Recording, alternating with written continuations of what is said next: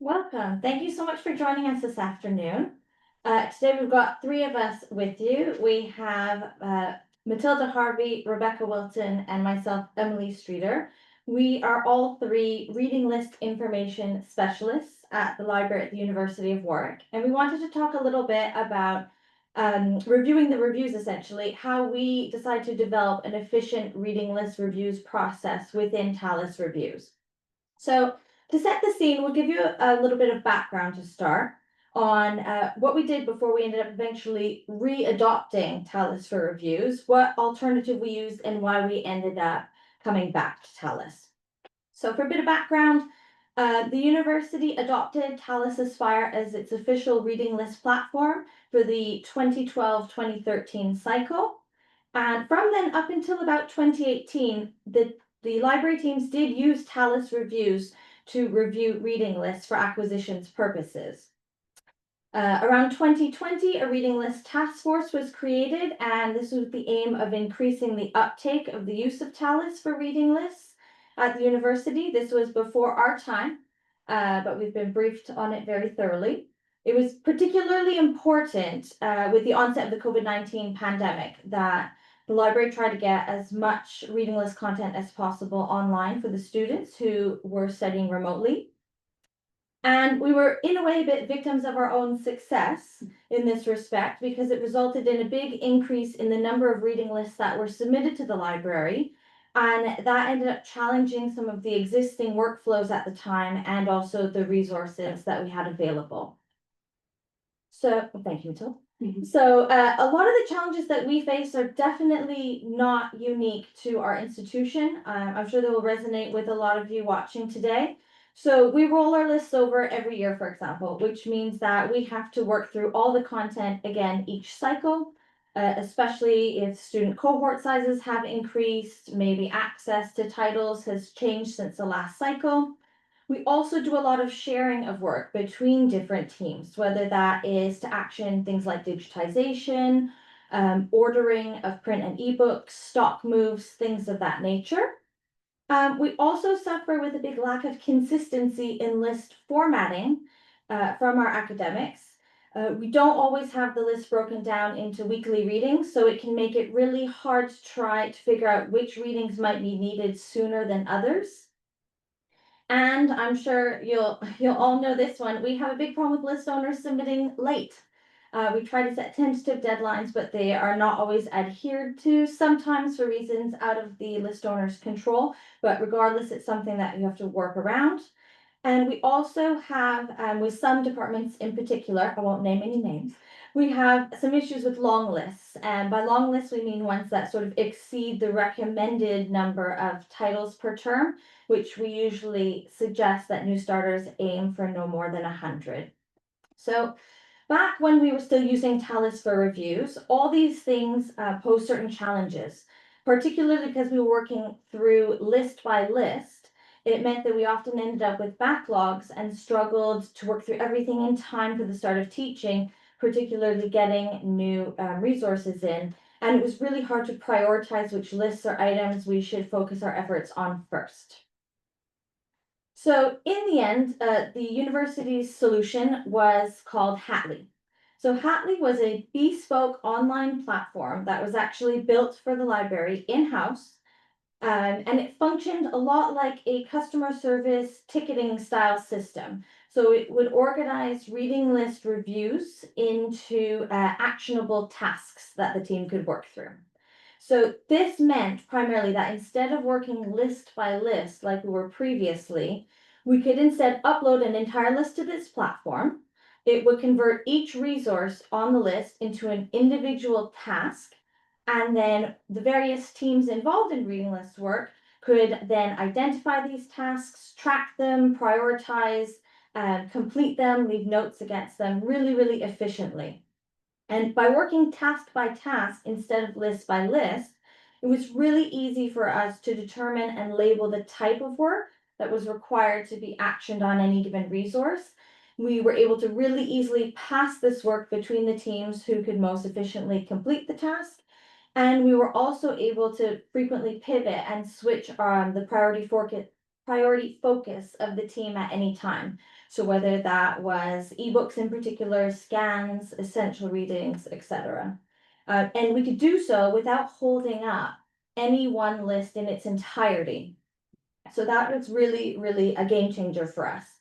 Hatley had a lot of really handy features. If I can have the next slide, please. So it had some quite basic reporting, but it still really came in handy for our needs. We were able to track the time it took to complete the different task types, like an order or a scan. It would also track sort of the rate at which we received these lists and loaded them up to the system, and then the rate of completion. It kept track of exceptions, so anything that had passed a certain number of days before progressing to a next step. How many lists we received by month from our users. Lots and lots of handy stats. We also appreciated that it allowed us to not only leave notes at the task or item level, which you can do in Talis reviews, but we were also able to really easily leave notes with special directions for our team at the list level. We could easily assign outcomes and comments against tasks in Hatley, again, a lot like Talis reviews. And we could assign or amend a particular action to a given task, like a stop move or a scan. We could also assign or unassign a particular task to a different user within the library. So whether it was someone in the scanning team or the acquisitions team. We were able to filter tasks by a lot of different filters, which really helped the team drill down into the exact work they were set to focus on that day. So they could filter the tasks by reading importance, by the resource type, by the action it had been labeled as requiring, by the user it was assigned to, the list title, the priority, if we flag something as high priority list or high priority item, for example. We could also filter by the outcome, so we could see sort of if anything went wrong, what had happened, and what stages the item had gone through. Especially important for us was the ability to flag entire lists or individual items for priority attention really, really easily, and for the team to be able to find these easily. And as a bonus, it had a built-in timesheet that the designer added for recording the time spent working on reading list reviews. So if we got, for example, some temporary staff over the summer and we wanted to track how many hours of work they devoted to reviews, that was something that we could track and compare to our regular full-time staff. So you might be wondering, well, why did you leave Hatley? It sounds like it was pretty great. And while we really appreciated everything it offered us, we really didn't have a choice. So what happened was the creator ended up retiring from the university, and the university decided around that time to start moving away from any bespoke in-house created systems. So we were told that our IT department would unfortunately no longer maintain Hatley. So for example, in the event of a crash, they couldn't provide us with support, and there would be no potential for any further development. So if we thought of an improvement or something else we wanted to add on, there was no way that anyone would be able to do that for us. So we were particularly concerned about if it crashed, because it basically was how we managed our entire team's workload. And so that was a big risk that we absolutely could not take at the time. We realized we already had access to Talis reviews. We had had access that entire time that we had moved away from it. It was part of our existing package, so it was the most logical thing to return to. And we were actually quite lucky, because even though we were, devastated when we were told that we could no longer use the program that was really working for us, we did have an entire year's notice to plan to make the transition as smooth as possible for our team. So that helped a lot. So when we were approaching this big change, we obviously had some concerns. So the team that had originally, or team members rather, that had originally used Talis reviews back in 2018, most of them had retired or moved on to other things. So we had lost that wealth of knowledge regarding using Talis reviews. And of course, lots of other circumstances had changed since then as well. So we've been continuously dealing with longer reading lists, more reading lists, which is great, and also more complex ordering criteria in terms of our acquisitions policy. So we were really worried, would we be able to replicate all the features that we liked from our Hatley program?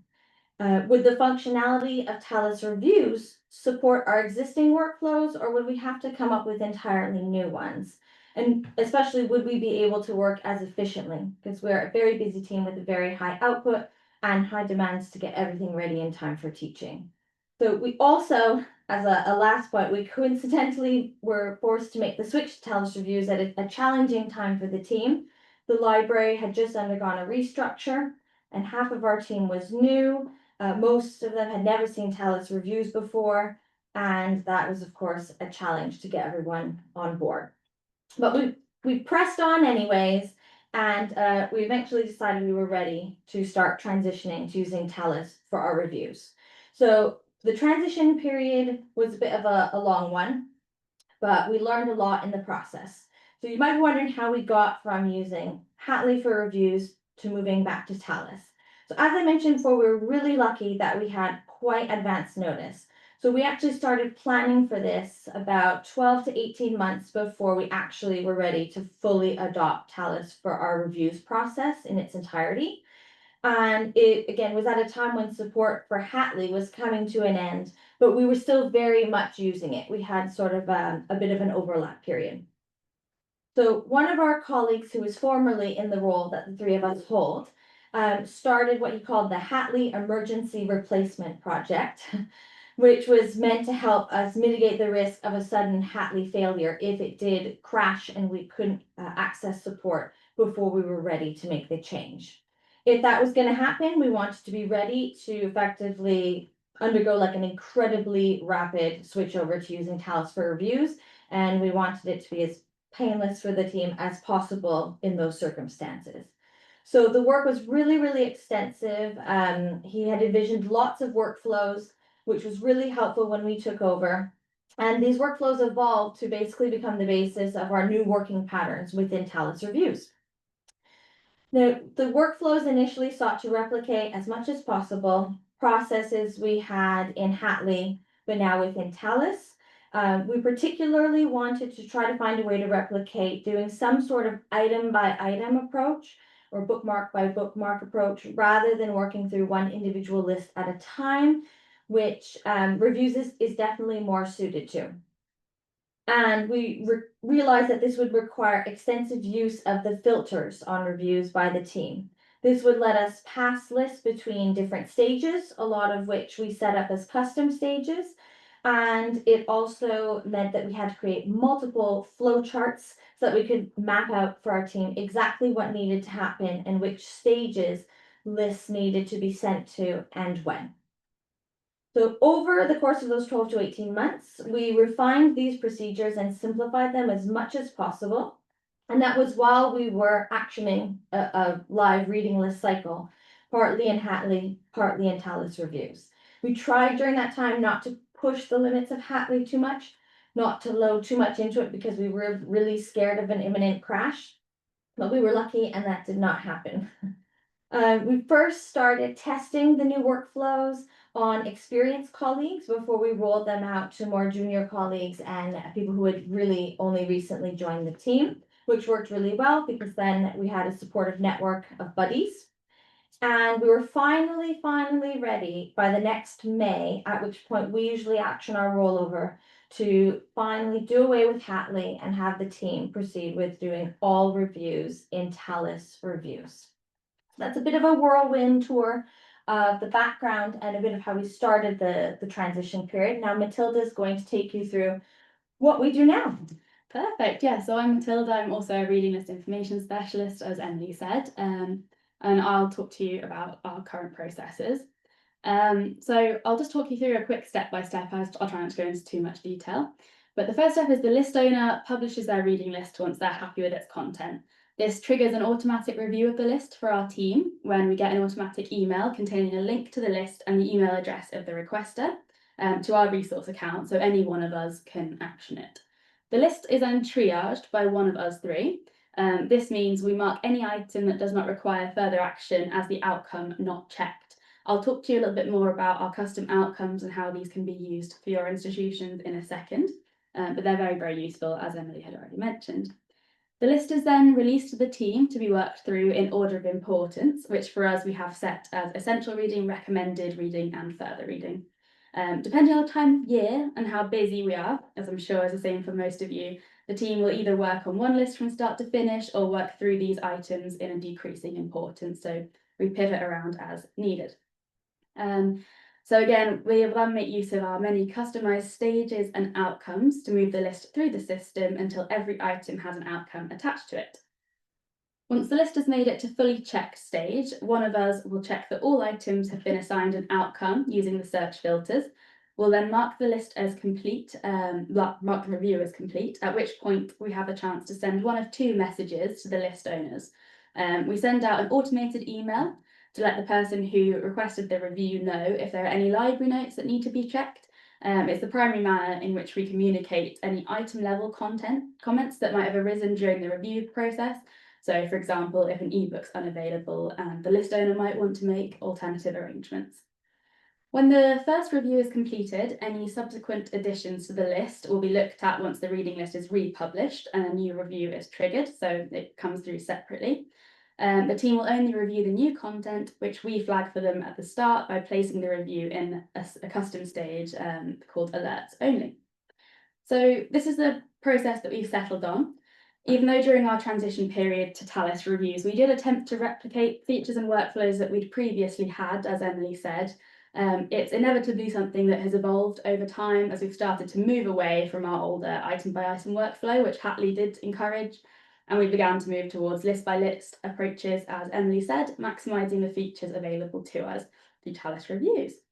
So here we have a couple of screen grabs of our outcomes and stages. Outcomes are at the item level and stages are what we use to move the list throughout our workflows.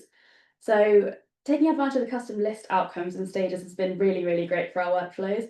It allows us to prioritise the reviews we're completing, while clearly organising lists into a priority-based system, which is super easy for our team to follow. It's really easy to get these set up, and therefore as new requirements arise, we add and change as needed by raising a support ticket. For example, I'm sure a lot of people have this on their mind as well, but at the moment, the sector is facing a lot of financial challenges, as we know, and so we're limiting the numbers of print copies that we buy of material that historically have had low usage. So if things aren't being used, we're not buying loads and loads of copies. We've implemented a new outcome that you can see of low usage, which allows our team to signpost this, so they'll check the usage and make a decision and then put the item in this outcome if it meets the criteria that we've set for them.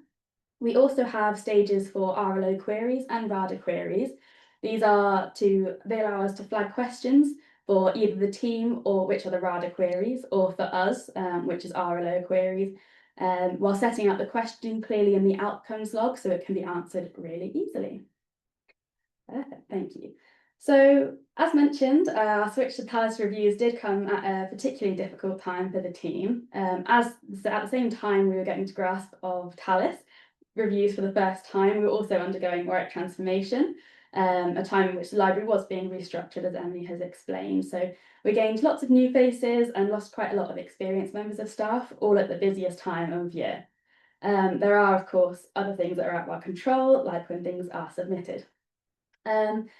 There are other features of Talis that we'd ideally like to see implemented for reviews. However, I would say Talis are really responsive with suggestions for improvement, and it's really great to get in touch. So the best thing you can do is just raise your suggestions in the portal and see what's possible. There's no harm in asking.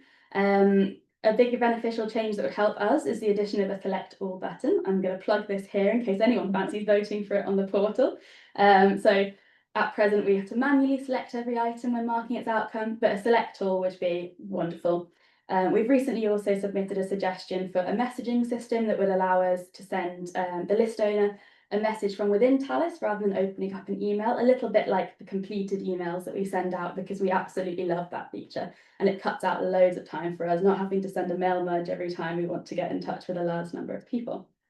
Cool, we can skip on. So now we're going to talk about the very nice bit about the success of Talis reviews and how we continue to work more efficiently before. So I've got some statistics to show you here. This is the first one, and it really shows the success of our switch over to Talis reviews. So Hatley unfortunately wasn't able to capture really in detail statistics and figures, but we can compare the proportion of reviews that had been fully checked throughout the year with the 23-24 academic cycle in Hatley is the line in blue there, and the 24-25 year is the reviews list in purple.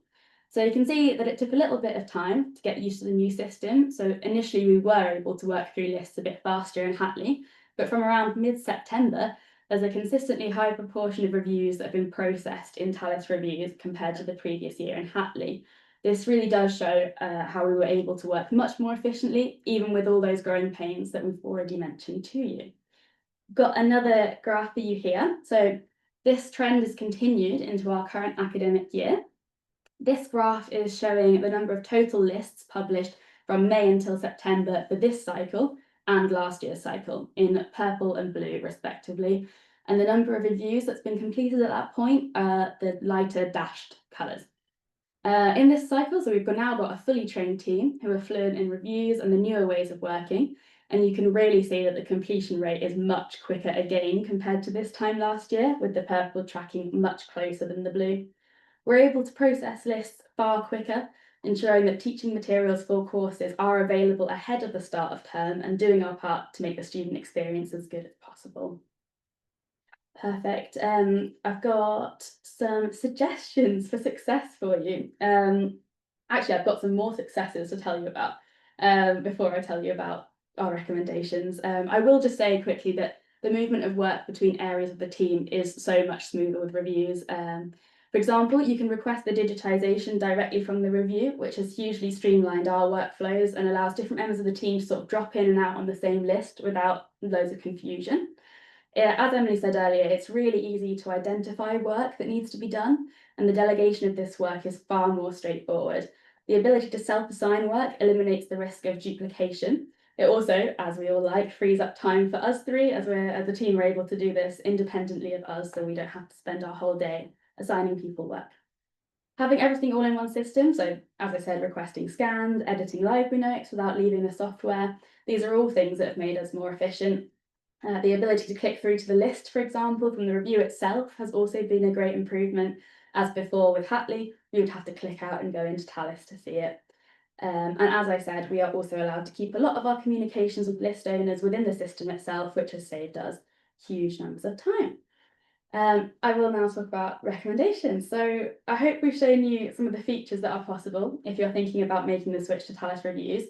We do have a couple of tips if you're undergoing a similar transition yourself. Although your workflows might differ from ours are quite in detail and it depends on how your team is set up. And your team might not be going through such drastic changes as well as implementing this new process. But in any situation, starting something new can be challenging and quite daunting. It's important not to worry too much at the start of the process. I've shown you those statistics, and that really shows that your efficiency can vary very greatly at the start as your team start to get used to the software. But I think looking at that second graph that we showed you, it really shows that we've sort of come into our own with it and got used to it, and that it's so much more efficient now. I would also say speak to other institutions, reach out to your peers for advice and see what's out there.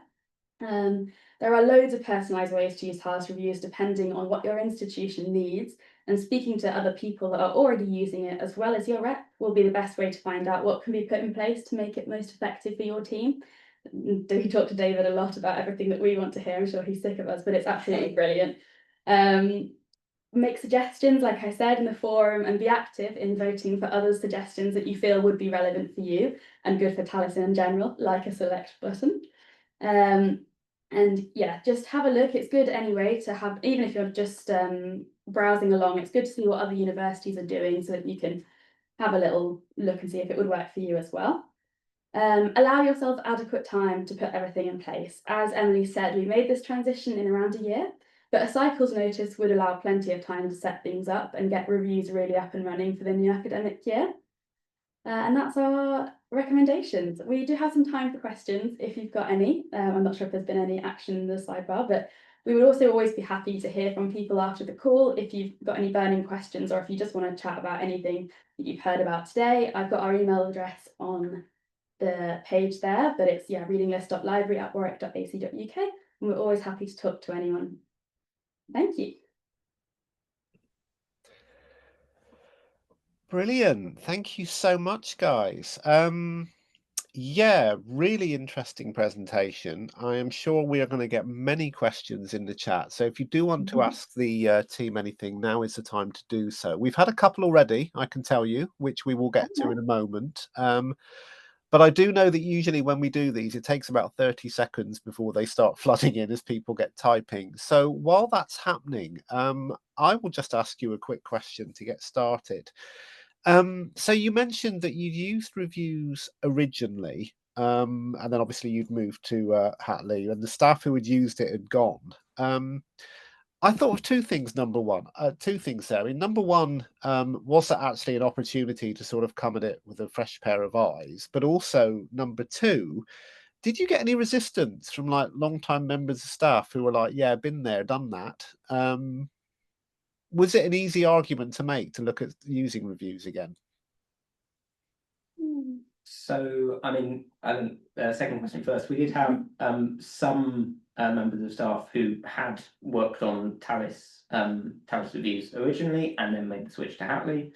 And honestly, they were looking forward to going back to the reviews. They were loving the idea of coming back to it, I think, and almost that nostalgia, I think. I'm not sure we want to be thought of as nostalgia. Still working here and now. Okay, thank you. Right, I should stop talking and pass you over to some of the questions we've had in. So, first question I can see is from Amjad. How do you get such a high figure of engagement in checking and submitting reading lists every year? So I think this is probably relating to our graphs that went up. If you'd like to flick back to them, I think the first graph. There we go. So I should point out this is the proportion of fully checked reviews of the reviews that have come in. So this isn't we aren't getting like 90% engagement throughout the entire year. We wish. Yes, we would. So we actually, I think it's about 50 to 60% of modules throughout the university have a reading list. So engagement is actually, I wouldn't call it a battle or a struggle, but it is an ongoing conversation between us and the various departments throughout the university. Some departments are fantastic for engagement and are fully engaged with the Talis system. Some are maybe a little bit more reluctant to adopt it, but it's things we're working on. Cool, excellent. There are more questions. Thank you for the presentation. My question is around the academic staff preparing the lists. If the onus is on the academic staff to constructing their lists, who provides the training and support for them to do this effectively? We do. We offer, the three of us will offer an hour-long training session. We have a form up on our website that they can access, or they quite often just get in touch with us, or they'll speak to their academic support librarian who will then refer them on. We really love it when people sort of take advantage of training. It's a really good way to make sure that they can make their list but also maintain it. And recently we have been sort of inputting for people a little bit more than usual because of how successful our workflows are at the moment and how on top of work we've been this year. We've opened up an inputting form as well, so an academic would have the opportunity to give us a list and we would then input it for them. But this is very much in its infancy. So short answer to that question is we do the training and then we answer any questions as and when. Okay. I'm going to add a supplementary question. Do you get much resistance from academics? You know, I've got 101 things to do. I haven't got time to look at this as well. That is again an ongoing conversation between us and the various academics. We do often find that once academics have had a training session with us and have been able to be talked through sort of all the features of reviews and how much time it honestly saves them. Honestly, most of the academics are very keen and are like, oh yeah, we should have been doing this for years. So yeah, I think a lot of it is sort of that initial engagement definitely. Once we set them up with the bookmarking tool, they're like, wow, this is brilliant. But yeah, until then, we sometimes do, hence why we are doing a little bit of inputting for people who have been, affected by circumstances outside of their control, like long-term sickness or people that have come back from study leave. We would step in where possible, and depending on how busy we are. Yeah. Okay. I mean, I know from my conversation with other universities that is not a thing that's unique to Warwick. Okay, we have some other questions. Great presentation. Did you say you have automated reviews set up, e.g. the academics don't request the reviews themselves? If so, do you have any issues with academics republishing multiple times? They do have the ability to republish as many times as they need to. So we do have automatic reviews set up, not for us, so we would have to, if we publish a list, we then request the review. If we haven't completed the review, so done the tick, if any of you use reviews already, but the tick, and when you send them the message, that sort of completes it and freezes the list. And if they then republish after that, a whole new review will be triggered, at which point we identify the new items that have been added on. If the review hasn't had the tick yet and it's still sort of waiting for one of us to process it, the new items will just add on at the end, so it wouldn't make a lot of different reviews. It's pretty easy, I would say, to see which ones you fully worked through because it says completed next to it. So we would know that something's already been through our workflows once this time and we wouldn't need to work through the whole thing. But yeah, they do have to, it does send a new review / update the existing review if they republish. We also send out quite a lot of communications to remind people that when they make changes to their lists, they do have to keep republishing it. Otherwise, it obviously won't be viewable to the student. So we've got a couple of mail merges that we send out a couple of times in a term, and it's always a little bit at the bottom of our comms saying, remember to republish. Okay, excellent. I can still see at least 3 more questions. What checks do you do to each item on the list at each stage? Mm-hmm. So when we get the lists in, so we're the sort of the first barrier, I guess. Barrier is one word for it. Yeah, I'm going to stick with it. So we first check. We sort of triage out any web links. So articles, things like that. We don't tend to check them because Talis has a functionality of reporting broken links. This was also a process that back when we were using Hatley, we were checking every single link, and it took just an inordinate amount of time. So we opted to switch away from that. Once those have been triaged out, and the list is sort of passed on to the team, effectively we check every book on the list for whether we currently have it in library holdings, and if not, then we order sufficient quantities depending on the importance assigned to each item. So we have 3 main ones: essential, recommended, further reading, and also based on the number of students who are on that module. If there is sufficient quantities, fantastic, we just mark that as existing stock sufficient. If not, then we order quantities in. Cool. Okay. No, I don't think so. That sounds good. Yeah, no, that's good. I can see a couple more. This one is very straightforward. How many people are in the Aspire team completing reviews, or is it just the 3 of you? No, thank goodness it's not just the 3 of us. How many people do we have?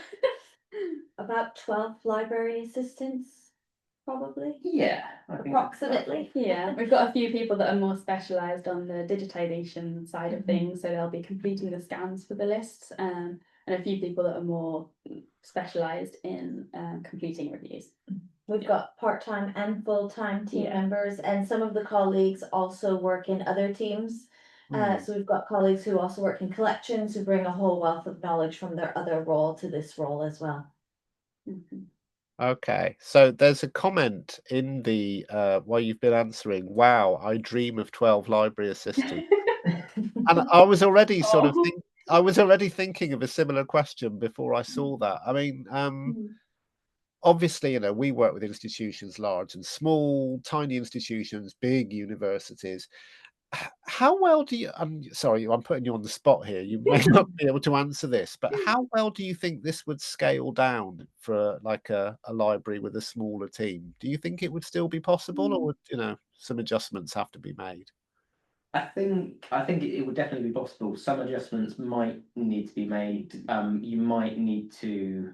I think we are not unique, but I think there are not all institutions will check every single item every single year.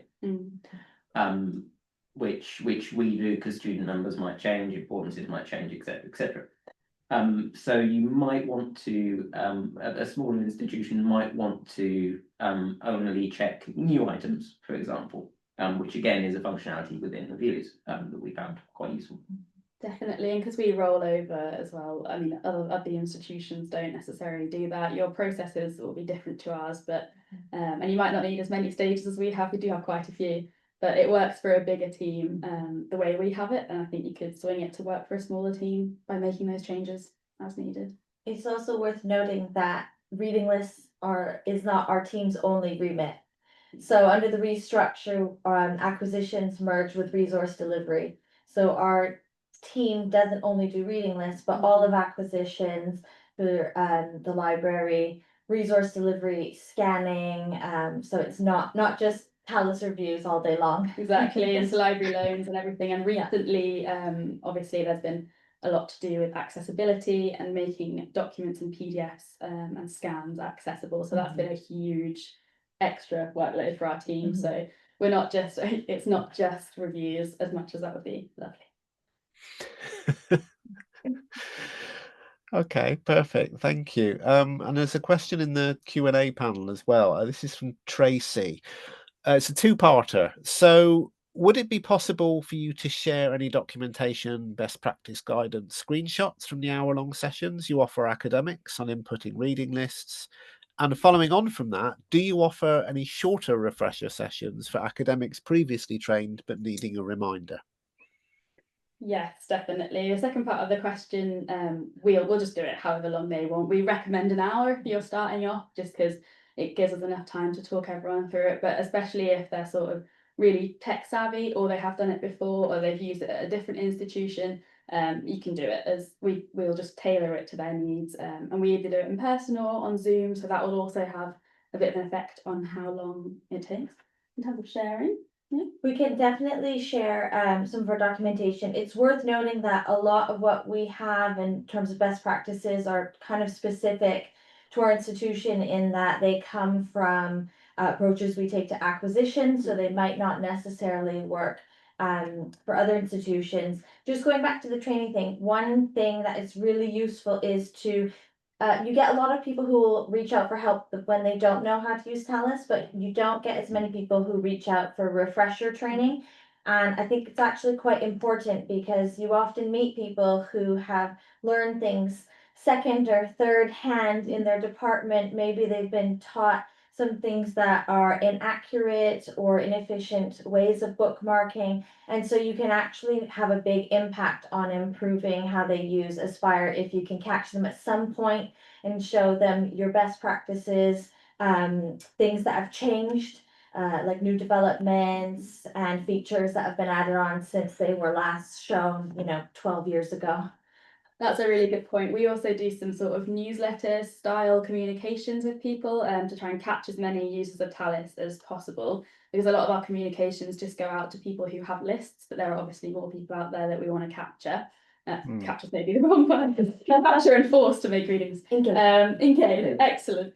So we'll take new features and sort of cascade that down to everyone that uses Talis. We also us three will try and do lots of outreach where possible. So going to departments and running drop-in sessions for people to come and ask quick questions if they don't want to sit with us for a whole hour. However, varying degrees of success, as obviously they're very time poor as academics, but we do that sort of thing as well to try and get more engagement.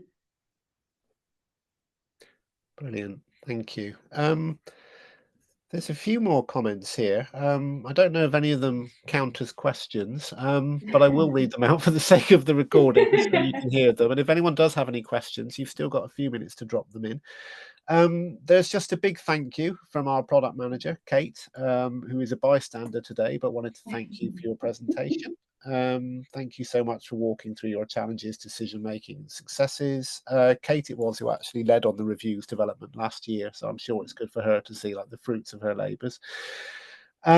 Great presentation. Really interesting to see the similarities and differences between your approach and what we're doing at UEA. That's a comment from Robin. Amjad would like to see a feature on Talis reviews indicating if broken links exist on the list at the point of reviewing, so that they don't need checking. Amjad, I totally hear what you're saying. Yeah. It's not an easy thing to do, is all I will say, but it is something we will continue to look at. And we do have another question while I've been reading those out. This is a good one. Do academic staff use Talis as their version of record? It can happen that we in the library receive a list and our additional readings are then recommended without the library knowing. So we do, there's an awful lot of academics out there within Warwick who have their reading lists on platforms that aren't Talis Aspire. So that they'll just be on like departmental web pages. Some will just be within Moodle, for example. And that is an ongoing challenge that we face because Talis is the only platform that we look at yeah, Systematically check. yes, systematically check. If we were going through each departmental web page and every Moodle page, it would the time we spend on reading lists would skyrocket. So it's just not feasible for us to do that.